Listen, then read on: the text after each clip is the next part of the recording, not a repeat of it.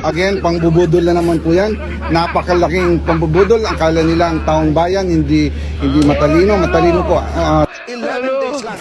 And ngayon, bibigyan pa ba natin siya ng 2 billion na ipang gagatork daw sa may hirap? Tulad ng confidential fund.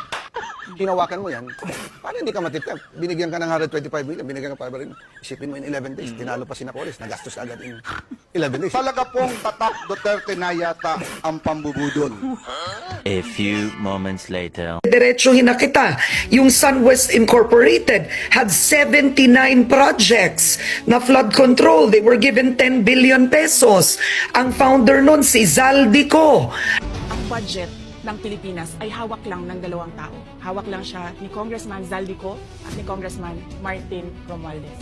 Yan ang katotohanan. Kabila po ng track record na ito ni Mr. Zaldico, ang masaklap po, inappoint po siya ng Kamara de Representantes bilang tagapagbantay ng kaban ng bayan.